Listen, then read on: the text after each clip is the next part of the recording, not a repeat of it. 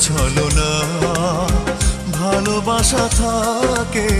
গল্প উপন্যাসে মানুষের হৃদয়ে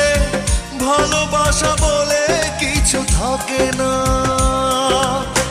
আমিও কেঁদে কেঁদে জেনেছি অবশেষে ভালোবাসা এমনই তো হয়